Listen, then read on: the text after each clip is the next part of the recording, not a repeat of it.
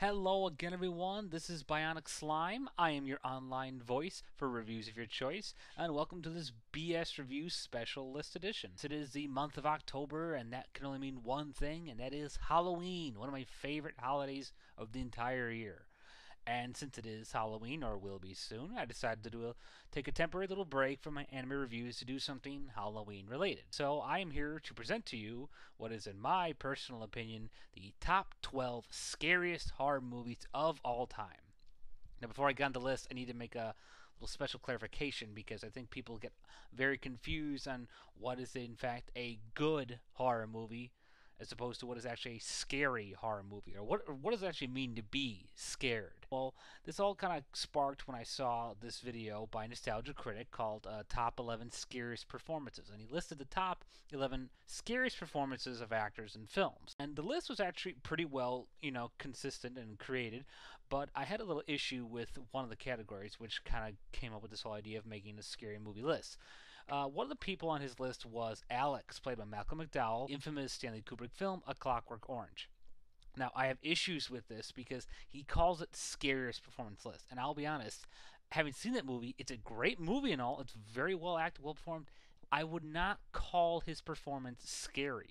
Creepy, maybe, disturbing, very convincing, very, kind of horrifying to see what he does, but I'm not scared of him. And I think that's the whole issue people get confused on. What does it mean to be scared? To be truly scared, you got to be like afraid of everything. You got to be so fearful that you're scared to look behind you, or you're scared to be in the dark. I mean, that's what true fear is. And I'm sorry, but I'm not going to be hiding under the covers for some British guy in a diaper and a top hat drinking a glass of milk. It's just not scary. His performance was phenomenal. Don't get me wrong. I'm not knocking the film, but I cannot honestly say I was scared by him. He was not scary. That's what Halloween is all about. The fear, the true, genuine sense of fear. And there's a difference between being impressed by someone's performance and being genuinely scared by him.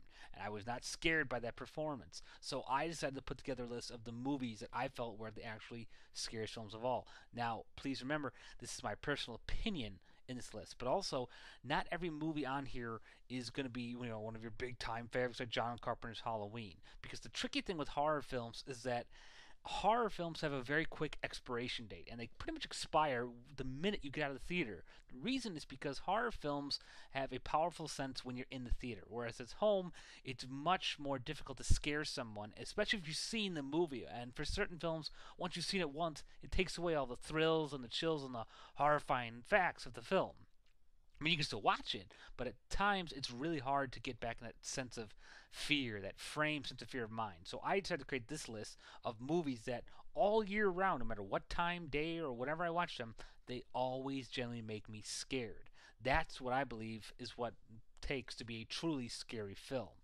So don't be pissed if you don't see these big so-called horror classics on here, because the point of this list is movies that I believe that will genuinely make you scared all the time, and not just for when they were first released. We get on to my top 12 scariest horror movies of all time. Why top 12?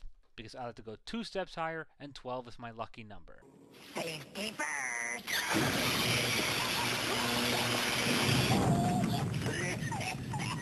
Number 12.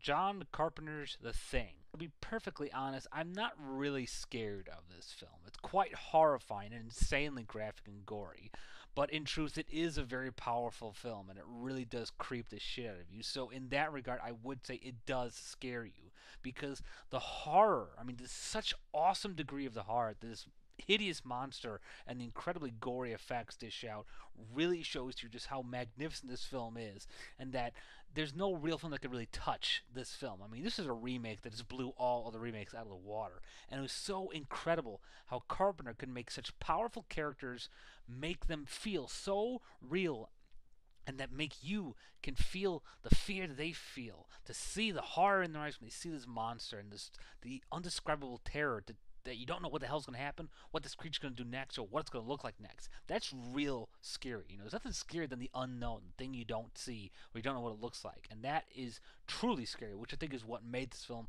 so intense. And even now, when I watch it, it still holds up today as one of the best horror movies out there. Not just in terms of scare factor, but in terms of quality and acting and music and effects and everything. So easily, this film had to make it on this list one way or another. Number 11, Salem's Lot, the 1979 original version. Now, I'm not usually one to praise older films, especially horror films, because older films sort of lack the cojones to really scare you. But this one is a big exception because Salem's Lot has been renowned by many people on YouTube and people I've talked to as still pretty freaking scary today. I mean, there are at least two scenes that everyone has mentioned at some point that I've known in their life that they were freaked the shit out by these scenes.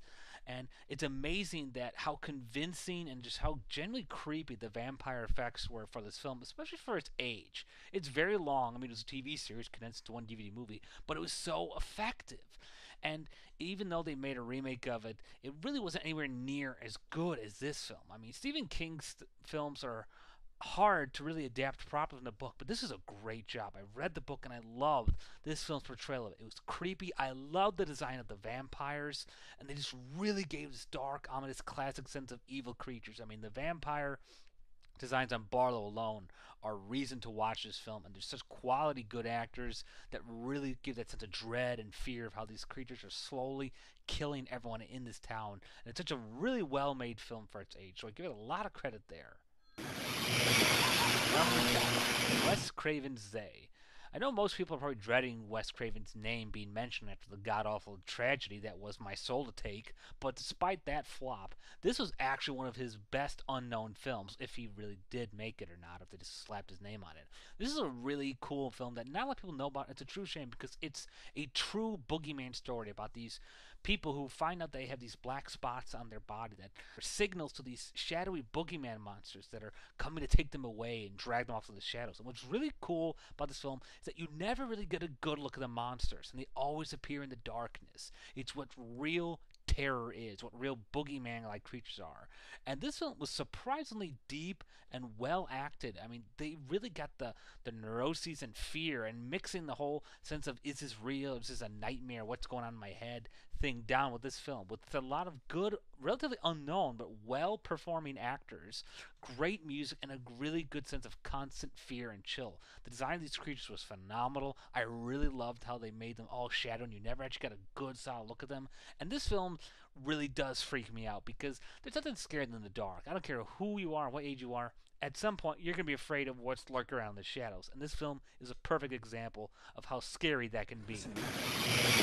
Number 9, Alien. I know a lot of people are going to be bitching me about saying why this movie isn't higher on the list. Well, as I said, horror movies tend to have an expiration date. And Alien is a well-made film. It's freaking awesome. I don't deny that at all. Unfortunately, much of the film's awesomeness in terms of horror was the mystery surrounded the appearance and the actual presence of the alien. He was mysterious. You didn't actually get to see the monster that much.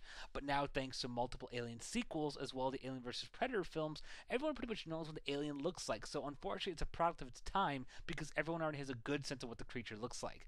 However, that still doesn't deny the fact that even for its age and nowadays, this movie was really intense for what it was worth. It had great acting, Sigourney Weaver and everyone. You got some awesome effects. I mean, the alien monster is just such an iconic image. Can't help but love that crazy ass creature. And this movie really played up its terror aspect. Much more effective than when it just came out barging out in the past Alien films. This is just the true way that Alien should have been presented and kept, as a secret, brooding, dark creature. It's hunting in the shadows. You don't know what it is, you know what the hell it's coming from, or where it's going to be next, but you know that it's in there, it's locked with you, and it's scaring the shit out of you just as much as it's scaring the shit out of the people who are locked in with it. And that's what made this movie really cool and really freaky to watch. Number 8, The Grudge, the American version. Now, I know a lot of people like to bash on the American version of these horror films and praise the Japanese originals. And for the most part, they usually are better. But I've seen the American version of Grudge 1 and 2 and the Japanese Grudge 1 and 2. And I gotta tell you, they're not all that different. They're actually almost identical. So they really didn't do a bad job adapting it. It's just more of your preference. So in truth, this is a real, authentic remake because it's bringing it to American audiences. And in that regard, I felt the American Grudge did it better because the story was much more conclusive this way. The Japanese one kind of jumped around all over the place and you didn't really have any kind of concrete story details that made any kind of lucid sense. It was all very jumbled and confusing and kind of shot around, kind of like Quentin Tarantino's directing style. Whereas the American Grudge made it much more concise and easier to understand and still freaking freaky as hell. I don't care what anyone says about that croaking sound that the ghost makes, it still scares me just seeing her face in the shadows. And what really makes me freaky is that it just made the ghost as it was in Japan. They didn't change anything, they didn't hide anything. They made it just as and freaky, as weird as imaginable. And that ghostly image still scares the crap out of me today. And that's what I love about Japanese horror movies. They still know how to terrify the hell out of us. And this movie is a perfect example of that. Stay tuned for part 2 of my top 12 scariest horror movie list.